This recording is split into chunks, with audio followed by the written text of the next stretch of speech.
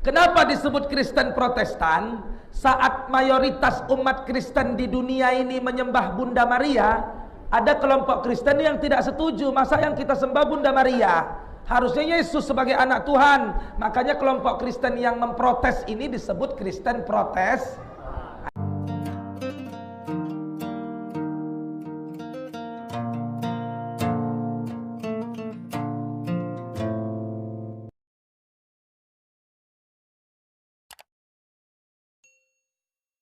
Shalom guys, berjumpa kembali dengan saya.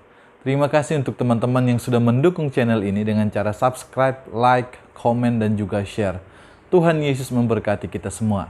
Di video kali ini saya ingin membahas seorang Ustadz Maher yang akhir-akhir ini hangat diperbincangkan di media sosial, di mana ia ketika menanggapi apa yang disampaikan oleh Nikita Mirzani.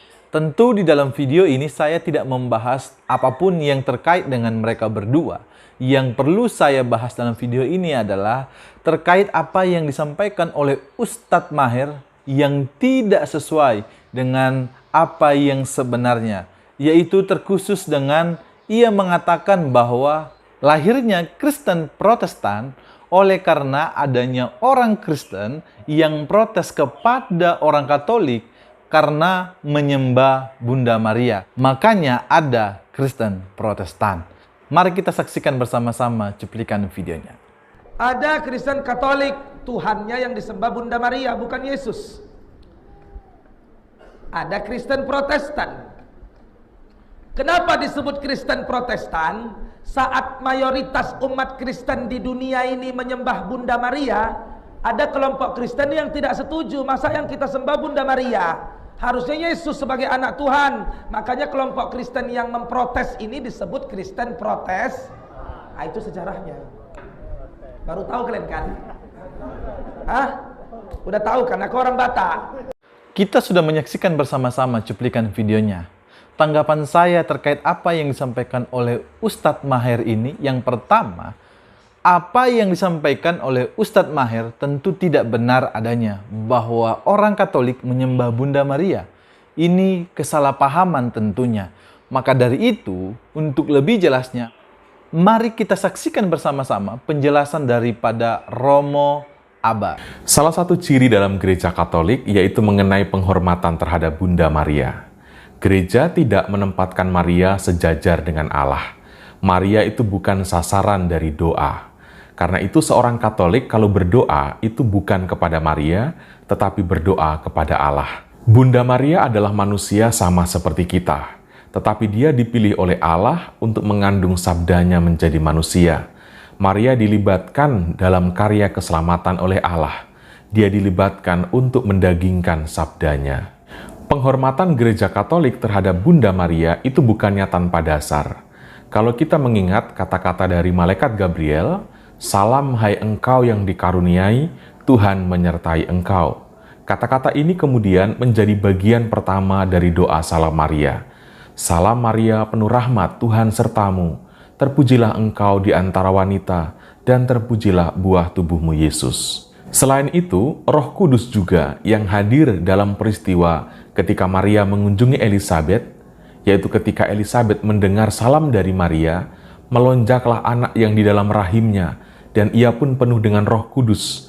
Lalu ia berujar, "Siapakah aku ini sampai ibu Tuhanku datang mengunjungi aku?" Kata-kata ibu Tuhan inilah yang kemudian menjadi bagian kedua dalam doa salam Maria. "Santa Maria Bunda Allah, doakanlah kami yang berdosa ini sekarang dan waktu kami mati. Amin."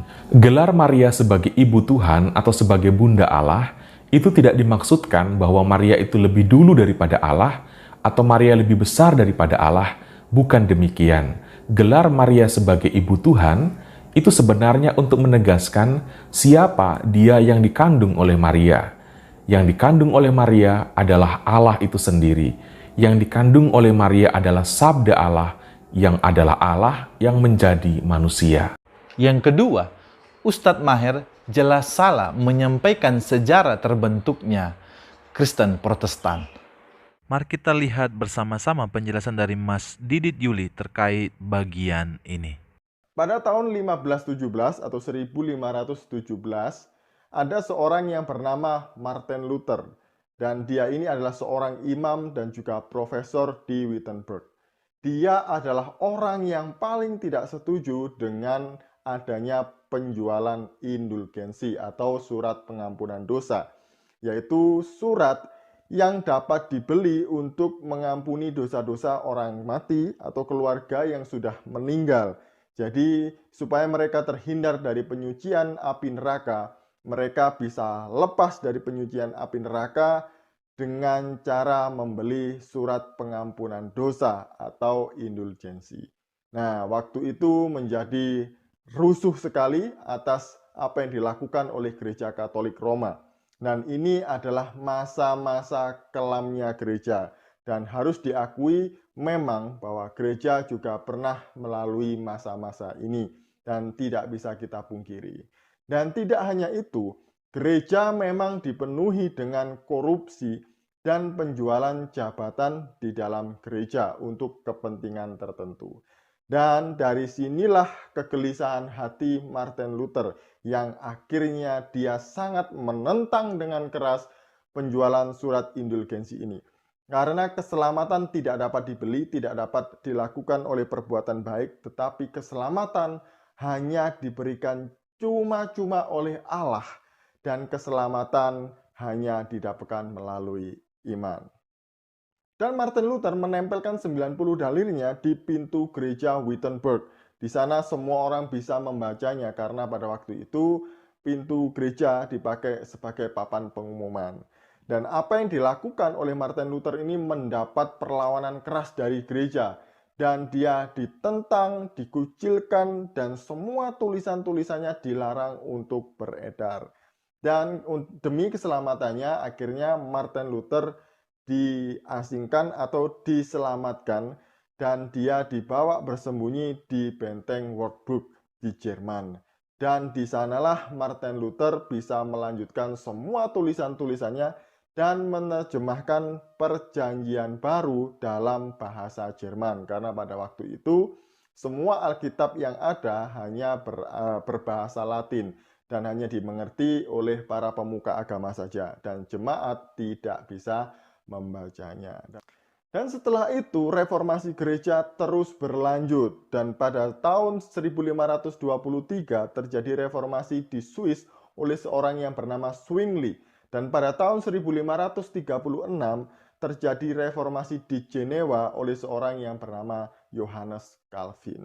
Jadi inilah cerita terbentuknya gereja Protestan karena waktu itu semuanya masih di dalam naungan Roma Katolik atau Katolik Roma. Dan setelah itu gereja terpecah dan ada Katolik Roma dan adalah Protestan. Sekali lagi, Protestan ada bukan karena protes, tapi Protestan itu berasal dari kata protestamentum yang artinya kembali kepada ajaran yang alkitabiah. Nah, dengan demikian, apa yang disampaikan oleh Ustadz Maher tentu tidak benar dan jelas salah. Yang ketiga, tentu saya sangat sayangkan sekali ketika bagian ini disampaikan di depan banyak orang, namun apa yang disampaikan tidak sesuai dengan sejarah yang ada. Nah, bayangkan berapa banyak orang yang pada saat itu mendengarkan ceramah daripada Ustadz Maher ini sedang tidak mendengarkan informasi yang benar. Yang keempat, seharusnya memang ketika berceramah, ustadz-ustadz ini menceramakan tentang kitab mereka supaya jemaah pada saat itu semakin mengerti apa tujuan hidup mereka melalui agama yang mereka anut. Saya rasa cukup sampai di sini video ini. Tuhan Yesus memberkati kita semua. Shalom.